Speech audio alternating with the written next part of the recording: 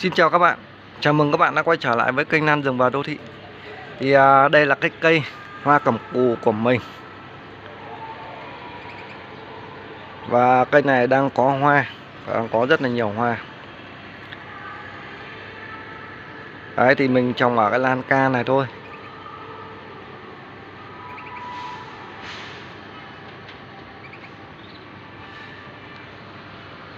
Với cái cây hoa cẩm cù này ấy, thì rất nhiều bạn thắc mắc có hỏi mình là nhà các bạn cũng có những cây hoa cẩm cù như này. Thế nhưng mà tại làm sao mà nuôi trồng bao nhiêu năm rồi mà cây nó không có hoa. Đấy, và có hỏi ấy, thì làm cách nào để cây hoa cẩm cù này nó có hoa và hoa của nó như thế nào, thì hoa của nó có được lâu hay không. Thì nói thật với các bạn ấy, cái dòng hoa cẩm cù này ấy, thì nuôi trồng rất là dễ và hoa của nó sẽ có quanh năm. Đấy, các bạn sẽ có hoa chơi quanh năm. Nếu như các bạn xem hết cái video này thì các bạn sẽ biết được là cái cách làm cho cây hoa cẩm cù của mình có hoa và sẽ được chơi hoa quanh năm. Thì đây là những cái bông hoa cẩm cù của mình ở cái chậu cẩm cù của mình. Trong năm thì nó sẽ cho mình 4-5 đợt hoa. Đấy, mình sẽ chơi liên tục, chơi hoa, ngắm hoa trong suốt cả một năm rồi. Đây thì cái bông hoa này ấy, mình nhấc lên đây thì mình quay cho nó dễ thì nó bị gãy rồi đây các bạn này. Đấy, nó gãy rồi. Thì cái trường hợp này ấy, nó cũng là một cái sai lầm cực kỳ lớn của các bạn. Cái sai lầm này ấy, đó là các bạn đi nghe những người mà chia sẻ nó không đúng, nên là một cái sai lầm cực kỳ lớn. Thì cái sai lầm này thì ở các đoạn cuối video thì mình sẽ trình bày sau. Thì bây giờ đầu tiên ấy thì mình sẽ nói về cái thời điểm nào ở trong năm thích hợp nhất để cho mình kích thích cho cái cây hoa cẩm cù của mình để nó bắt đầu nó ra hoa. Thì cái thời điểm thích hợp nhất ấy, đó chính là cái thời điểm này các bạn ạ. Là bắt đầu là cái thời điểm từ tháng 4 đổ đi, nghĩa là cái thời tiết mà bắt đầu ấy là nó có nắng nhiều và thời tiết nó nóng, thì đó là cái thời điểm để mình kích thích cho cái cây cẩm cù của mình nó bắt đầu là nó trổ hoa. Thì cái đặc tính của cái cây cẩm cù đấy, nó là một cái dạng cây thực vật sống ký sinh, gần giống như là cây phong lan ấy, nhưng mà nó lại không phải là thuộc họ nhà cây phong lan, mà cây cẩm cù này nó lại thuộc họ nhà cây tầm gửi các bạn ạ. Thì với đặc tính là họ nhà cây tầm gửi thì nó cũng gần giống tương tự như là cây lan. Đấy, thì khi mà cái cây cẩm cù này ấy, mà muốn có hoa thì phải có thời gian cắt nước. Và với cái thời điểm là tháng 4 này trở đi là thời tiết là có nắng nhiều và cái cường độ nắng nóng nó cao. Thì với cái dòng cây hoa cẩm cù này ấy, thì các bạn cắt nước cho cây cẩm cù này. Các bạn không cần phải tưới nước cây cẩm cù này và cho cây này ra một nơi mà ăn được nhiều ánh sáng. Mình chỉ cần ánh sáng tán xạ thôi, chứ không cần thiết là phải cho ăn nắng trực tiếp các bạn nhé.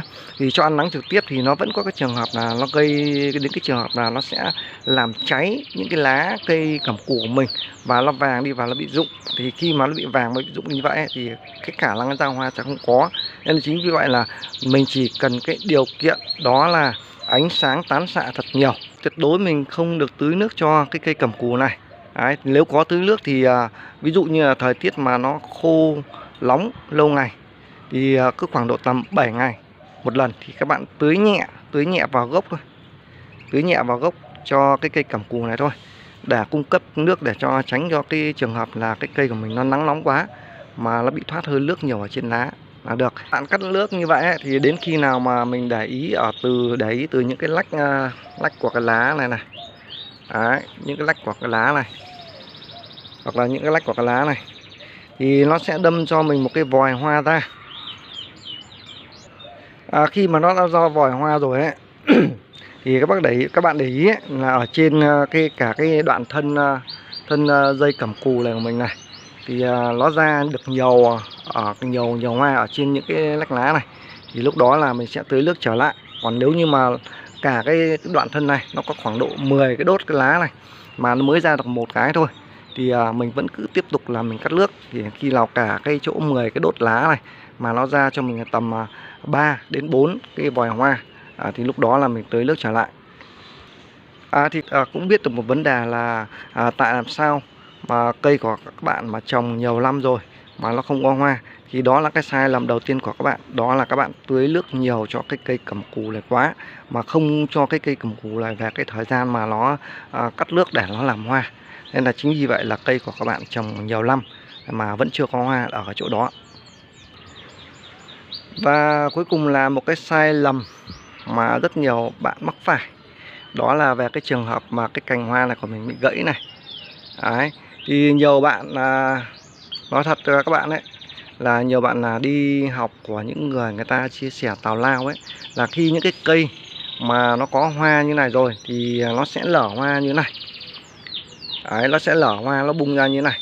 Thì đầu tiên là nó ra một cái chùm hoa cho mình như này. Đấy, một chùm hoa như này, sau đó là nó sẽ lở như này các bạn. Thì khi mà nó lở như này đấy, thì nó chỉ lở trong vòng có vài ngày thôi là nó sẽ rụng hết. Đấy, thì khi nó rụng hết đi ấy, thì nhiều bạn thì chia sẻ là muốn cái cây hoa cẩm cù này của mình tiếp tục ra hoa ấy, thì các bạn đó là bảo là ngắt cái cần hoa này đi. Ngắt cái cần hoa này đi để cho trên thân của cây cẩm cù này tiếp tục là những cái mắt nào mà nó chưa ra hoa thì nó lại ra hoa tiếp. Thì cái vấn đề đấy là sai nhé các bạn nhé. Thì khi các bạn mà ngắt cái cần hoa này đi, coi như là cái cần hoa này của bạn vứt đi, và bạn sẽ không được chơi hoa quanh năm. Thì tại sao lại mình lại nói như vậy? Thì mình sẽ có những hình ảnh thực tế ở đây, mình quay cho các bạn xem. Thì khi các bạn xem xong các bạn sẽ hiểu là tại làm sao mà những người chia sẻ mà ngắt cần hoa này đi là vô lý, là sai. Trước tiên thì mình cho các bạn xem qua cái cần hoa này đã. Thì các bạn quan sát này. Các bạn quan sát thì cái cần hoa này đúng không các bạn? Đây là cần hoa mới tinh luôn, và đây nó ra hoa lần đầu tiên. Thì cái cần hoa này là hoa đầu tiên này, lần đầu tiên này các bạn. Thì các bạn nhìn quan sát cái cuống này. Cái phần cuống này nó trơn tru đúng không? Thì lên đây thì mình có cái cần hoa. Thì cần hoa như này, thì đây là cái phần cuống của nó đây. Đấy, các bạn nhìn này, cái phần cuống này giống là cái cuống hoa mới kia không? Thì khi mà đến cái đoạn này nó là hết cái cuống hoa. Thì sau đó là xuống cái khúc đoạn thân này. Các bạn nhìn nó sần sùi không? Thì cái chỗ đoạn sần sùi này ấy, nó là những cái đợt mà hoa nó ra như này. Đấy, nó sẽ ra hoa này. Thì nó cái bông hoa này của mình ấy, thì nhìn như này thôi thì mình đoán, mình không để ý đâu, nhưng mà nhìn qua cái thân này ấy, thì chắc chắn là cái bông hoa này của mình nó ra ít nhất là 10 đợt hoa rồi. Đó, bởi vì là một cái đoạn như này này là nó sẽ ra một chùm hoa như này. Thì khi mà những cái bông hoa này của mình nó tàn ấy, nó lở xong rồi nó tàn, thì nó sẽ về một cái, nó giống như này. Đây, nó sẽ về một cái cuống như này các bạn. Đấy, nó sẽ là một cái cuống như này, trơ trụi như này.